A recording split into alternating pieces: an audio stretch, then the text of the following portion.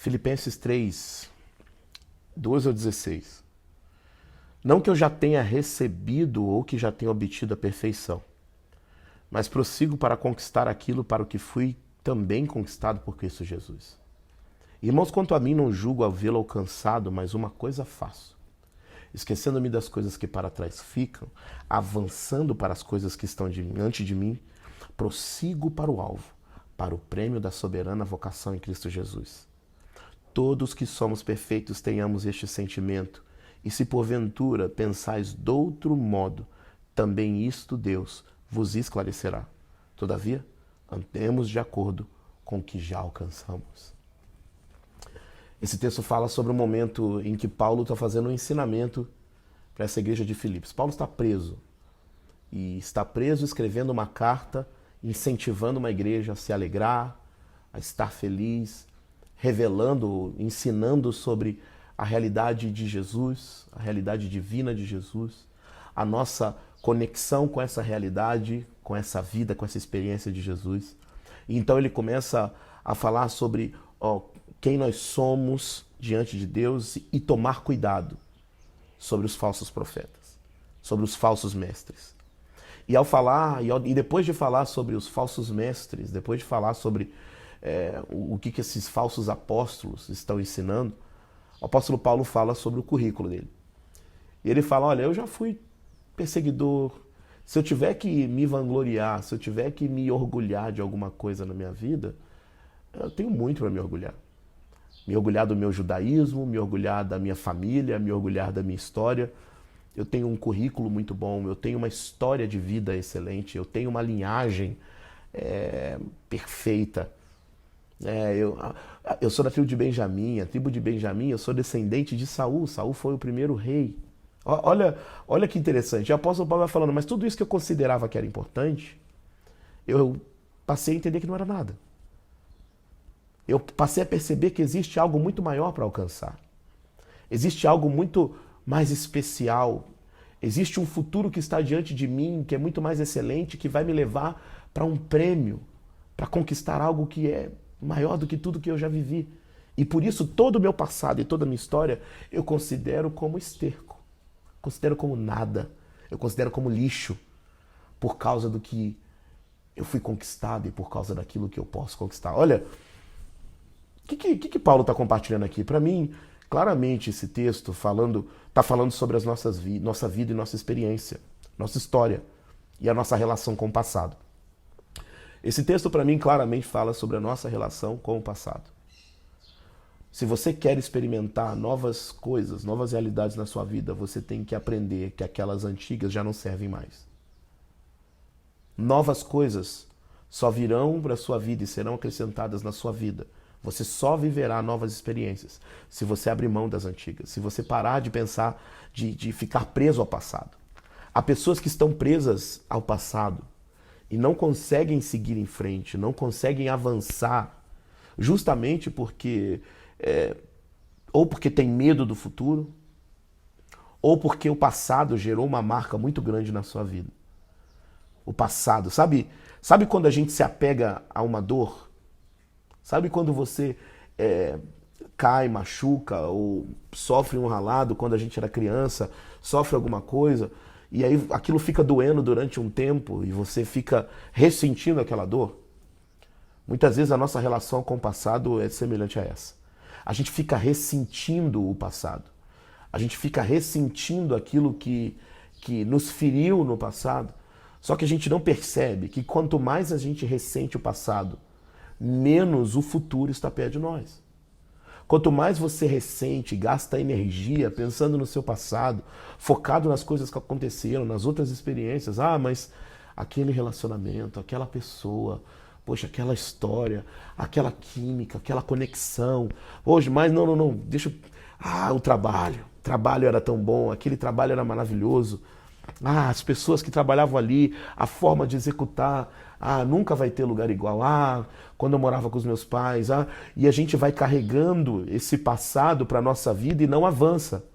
É como se toda essa história do passado se tornassem pesos que a gente vai colocando sobre as nossas pernas, que a gente vai colocando sobre os nossos braços e vão fazendo com que a vida seja muito mais difícil para avançar, para seguir em frente. Por que você muitas vezes não consegue seguir em frente? Por que você não consegue seguir em frente? Por que você não consegue avançar na sua vida? Por que você não consegue ter novos relacionamentos? Por que você não consegue construir novas histórias? Por que você não consegue ser livre? Porque você ainda está preso numa história que te machucou. Porque você ainda não perdoou. O perdão é uma das formas mais naturais, mais clássicas, vamos dizer assim. É uma forma mais clássica de nos prender. O perdão é uma prisão. A falta de perdão. Quando você não perdoa uma pessoa, você fica preso a ela. Suas emoções estão aprisionadas a ela. Seus pensamentos estão aprisionados a ela. Então, todo momento, tudo que você faz, ou qualquer nova experiência que você tenha, você vai manter aquilo, sabe, ali com você. É como se fosse um encosto. É como se fosse uma coisa que está ali, que você nunca aceitou e nunca quis que estivesse. Mas porque você não perdoou, você carrega essa história com você, você leva ela junto com você para todas as suas relações, para todas as suas conexões, para todos os seus momentos de vida agora. Mas não é isso que Deus tem para você. O que Deus tem para você são novas histórias. Esquecendo-me das coisas que para trás ficam, avanço para as coisas que diante de mim estão. O que Deus tem para você é um rompimento com o passado e a abertura de um caminho para o novo futuro. Israel, depois que foi libertado do Egito para a Terra Prometida, ele passou a ter essa percepção da sua história.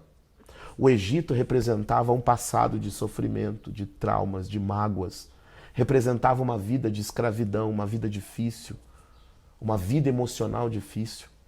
O Egito trazia essas memórias, mas a Terra Prometida era um sinal de esperança, era um novo caminho, um novo trajeto, novas experiências.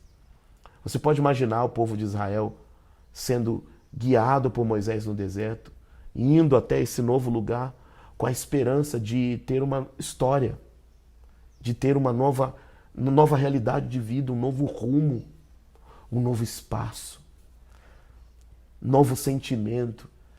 Como será criar os nossos filhos lá? Como será a nossa vida sonho? Mas por que você não consegue sonhar mais? Por que você não consegue imaginar novos cenários na sua vida? Por que você não consegue se abrir? Porque você está preso, cara. Você está preso. E essa prisão ao passado te desgasta. Essa prisão ao passado te impede, te limita.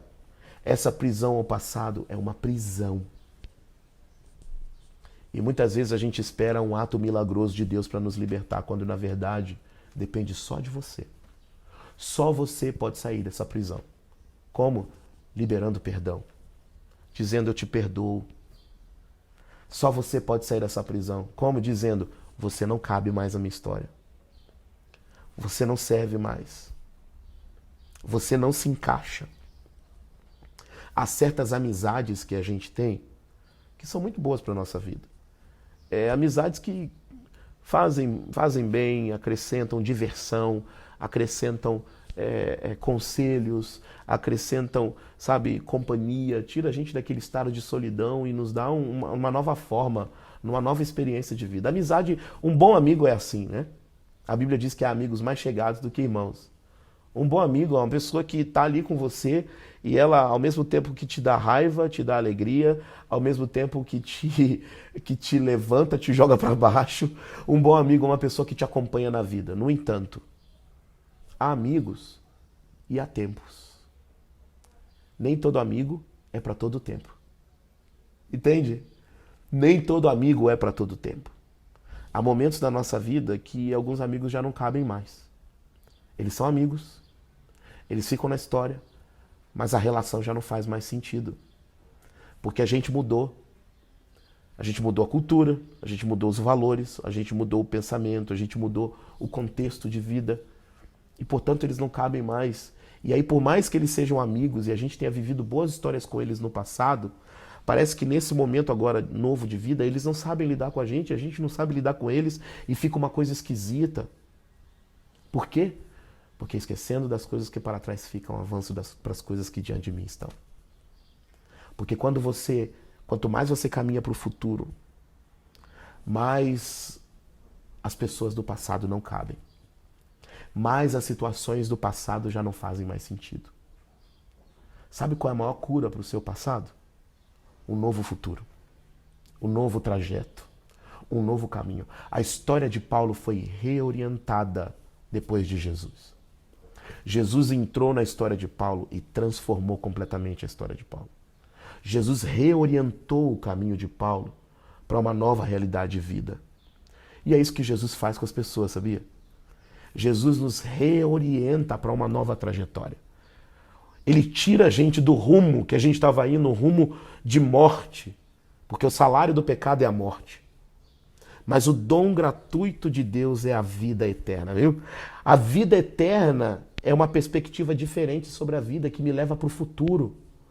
Quando Jesus fala que ele vai nos dar a vida eterna, porque Deus amou o mundo de tal maneira para que todo aquele que nele crê não pereça, mas tenha vida eterna. E a vida eterna é essa, que crê em ti, no teu Filho a quem enviaste. Quando Jesus fala tantas vezes sobre a vida eterna, Jesus está tirando os nossos olhos de um estado do passado e colocando os nossos olhos sobre um futuro, sobre uma nova realidade, uma nova experiência, uma nova vida, um novo trajeto.